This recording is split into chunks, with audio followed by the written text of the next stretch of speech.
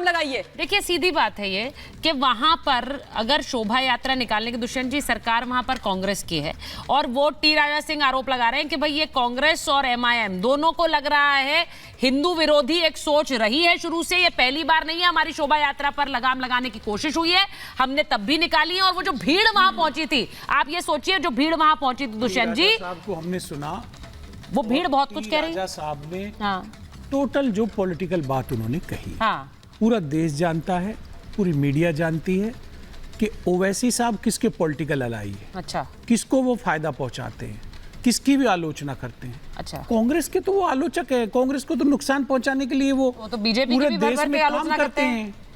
तो आप ये इनकी नूरा कुश्ती है, किसके अलावा दोनों हार रहे हैं। कांग्रेस का कैंडिडेट वहां से जीत रहा है, अच्छा। ना वहां ओवैसी जीत रहा है, ना वहां बीजेपी का कैंडिडेट जीत रहा है। इसलिए ये मिली जुली नूरा कुश्ती करके तो कांग्रेस में कैंडिडेट कौन सा, कौन है कांग्रेस का कैंडिडेट? वोट प्राप्त कर ले। दुष्यंत जी ये तो बता दीजिए कांग्रेस का कैंडिडेट कौन है वहाँ? उतारा ही नहीं है सर, आपको ये नहीं पता अभी?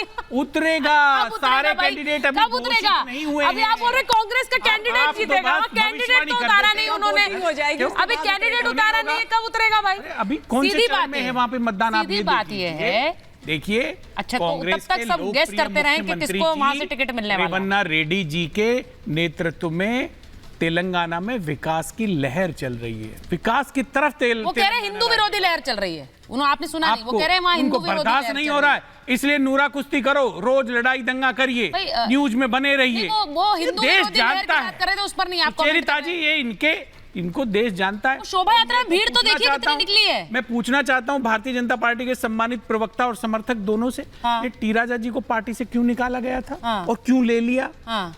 क्या कारण थे, क्यों निष्कासित किया गया टी राजा साहब को? अच्छा विनोद जी क्यों निकाला आपने उनको पार्टी से भाई, और क्यों ले लिया? सही बेनकाब कर दिया कांग्रेस के समर्थकों को आपने।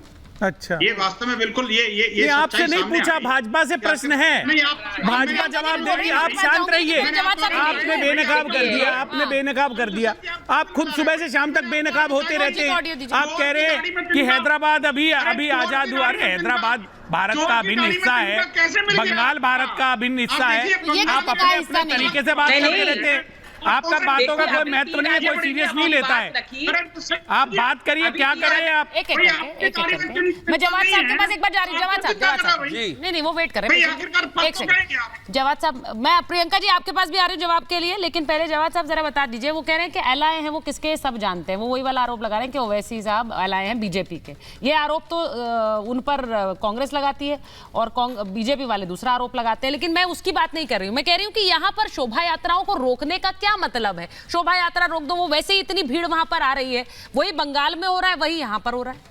राहत इंदौरी साहब का बड़ा मशहूर एक शेर है, हाँ, जिधर से निकलो धुआं बिछा दो, जहां भी पहुंचो धमाल कर दो, और सियासत ने तुमको हक दिया है हरी जमीनों को लाल कर दो।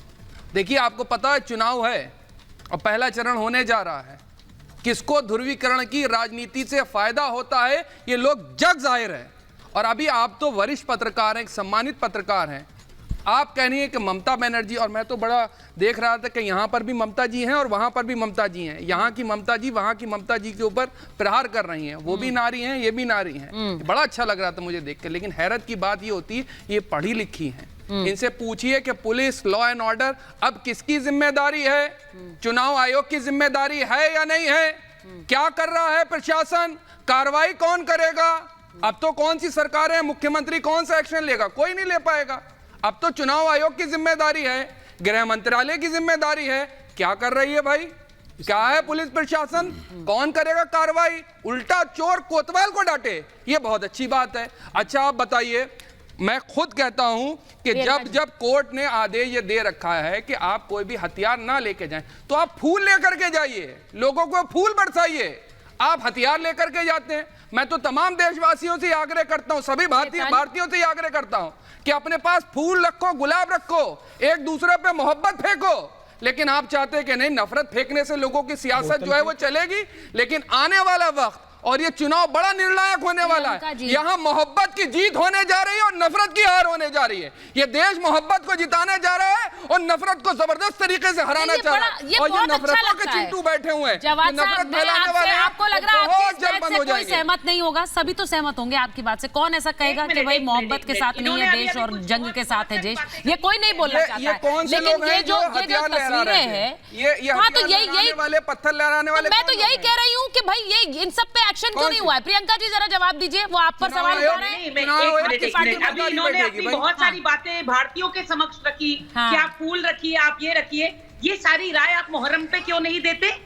मैं तो तमाम देशवासियों की बातें कर रहा हूँ। आप क्यों डिस्क्रिमिनेट कर रहे हैं? क्यों नफरत फैला रही है? क्यों नफरत फैला रही हैं आप? क्यों फैलाती है नफरत? क्यों भाषण देती है? अभी आपके सहयोगी टी राजा बैठे हुए थे, कैसी अपमानजनक और अभद्र भाषा में बात कर रहे थे। यही तरीका है भारतीय जनता पार्टी का। पीछे से रिमोट कंट्रोल वो नागपुर के कार्यालय के अंदर होता है, वो दबाया जाता है। नागपुर के जवाब देने दीजिए। बात आपकी सुन ली मैंने।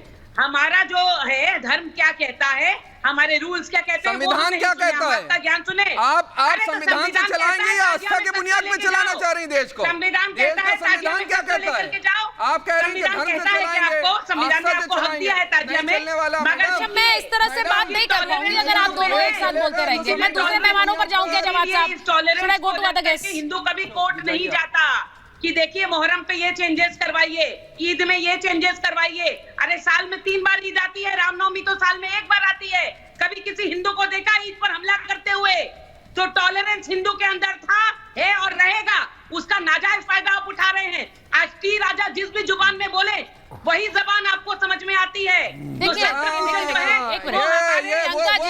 भाषा चाहती है, देश के अंदर आग लगाने वाली भाषा को सुनाती है आपको। सीधी बात ये है, देखिए समर्थन ऐसी भाषा को जिसने अभी आपने स्टूडियो में आपने अपनी असहमति बताई, क्या आप उस भाषा से असहमत हैं? लेकिन भारतीय जनता पार्टी की मेरी बड़ी बहन बैठी है, प्रवक्ता है, मैं सम्मान करता हूँ महिला के नाते, भाषा का राजनेताओं की भाषा तो खराब होती है। अभी आपने आपत्ति सुनिए नहीं आप तब से बोल रहे हैं, एक बार रुक जाइए जवाब साहब। आपने आपत्ति दर्ज कराई अपनी भाषा पे, लेकिन ये समर्थन कर रही है। यही है, यही भारतीय जनता पार्टी का असली चेहरा है। स्टूडियो में होते हैं ना, we have the ability to hijack the debate, please don't do that, क्योंकि जो बाहर से मेहमान होते हैं ना उनके लिए मुश्किल होता है। आपने अभी इसीलिए आपसे नहीं तो मैं उनसे सवाल पूछूं कि नहीं, या फिर आप ही मेरा रोल लेना चाहते हैं? आप ही पूछ लीजिए, फिर मैं चुप हो जाती हूँ। आप बोलते रहिए, आप पूछते रहिए सवाल सबसे।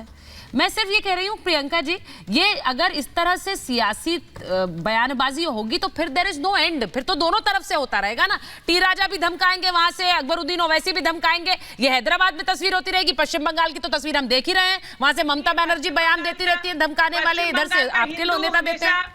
हाँ सुनिए, पश्चिम बंगाल का हिंदू मार नहीं खाता रहेगा इनसे।